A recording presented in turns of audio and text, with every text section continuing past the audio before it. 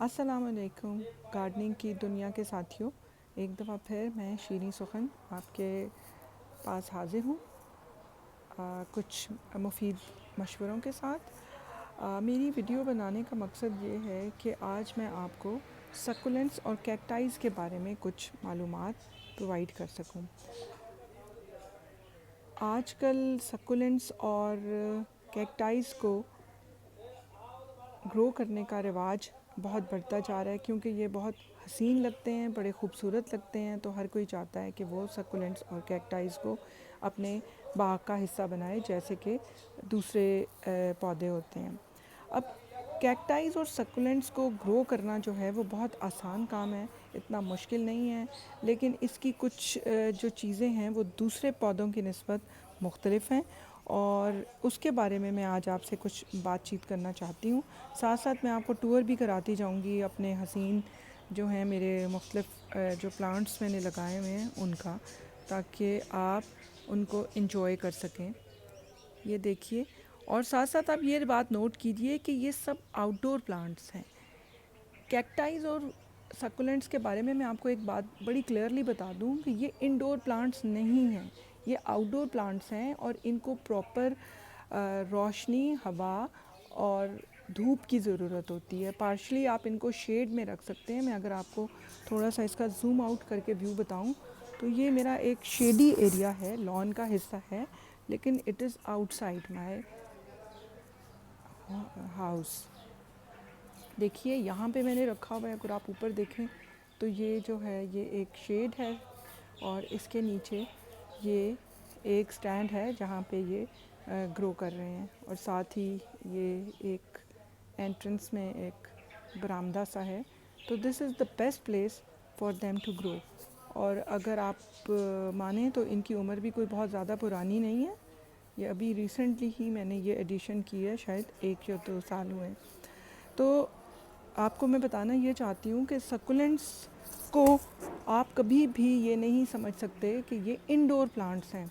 ये सब outdoor plants हैं, और ये तभी मज़े से ग्रो करते हैं इस तरीके से कि जब आप इनको आउटडोर में रखते हैं और इनको प्रॉपर लाइट मिलती है। अभी रिसेंटली मैं कुछ पोस्ट देख रही थी जिसमें लोगों ने लिखा हुआ था कि वो अपनी जो है शेप्स चेंज कर रहे हैं, या वो मर रहे हैं, या उनके पत्ते गिर रहे हैं।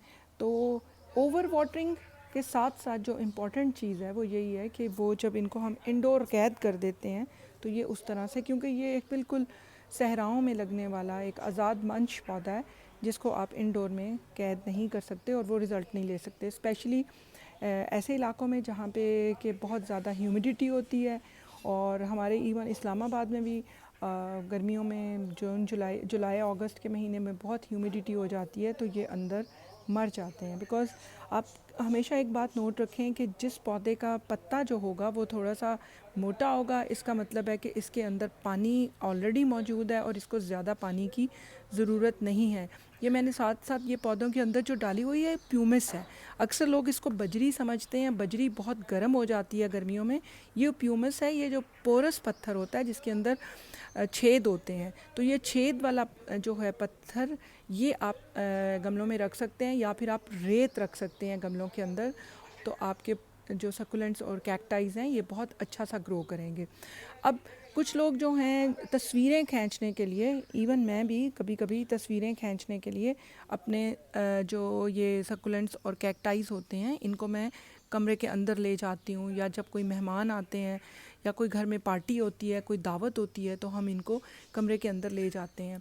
और देखें, जिस तरह जो फ़िल्मों में चीज़ें होती हैं वो सब की सब सच नहीं होती, इस तरह जो तस्वीरों में नज़र आ रहा होता है वो भी सब कुछ सच नहीं होता, बल्कि वो अधूरा सच होता है।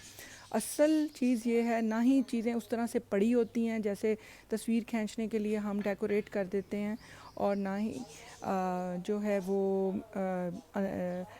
अंदर इनको रखा गया होता है। तो ये है कि अगर आपने इनको अच्छे तरीके से उगाना है और आप एक सक्सेसफुल गार्डनर बनना चाहते हैं, तो उसके लिए ज़रूरी है कि जो इनके लवाजमात हैं, जो इनको एक नेचुरल इनका हैबिटेट है, जो इनको इनकी नेचुरल इनको फूड है, या इनकी जो जिस किस्म की इनको सॉइल का मीडियम चाहिए वो इनको प्रोवाइड करें। फिर आपको कोई भी परेशानी नहीं होगी। अभी ये वीडियो बनाने का मकसद भी ये था कि अक्सर लोग जो हैं वो मुझे इनबॉक्स कर रहे हैं और पूछ रहे हैं कि हमारे जो सकुलेंट्स हैं वो मर रहे हैं, उनके पत्ते गिर रहे हैं, उनको क्या हो रहा है। तो इसलिए मैं चाहती हूँ कि लोग परेशान बिल्कुल नहीं हो। लेकिन जब शादियाँ होती हैं या बड़े बड़े फंक्शंस होते हैं तो आप देखते हैं कि लोग जो हैं वो नर्सरियों से प्लांट्स मंगवा के, शादी हॉल्स वाले या फंक्शंस करने वाले मंगवा के रखते हैं। तो वो जो नर्सरियों वाले ने अपने पास गमले रखे होते हैं उनको प्रॉपर उन्होंने नेचुरल हैबिटाट में रखा होता है। तो वो सिर्फ 1 या 2 दिन के लिए उठा के फंक्शन में लाने के लिए, रखने के लिए वो उनको उस वक्त ले आते हैं और उसके बाद वापस जाके उनको प्रॉपर रख देते हैं। तो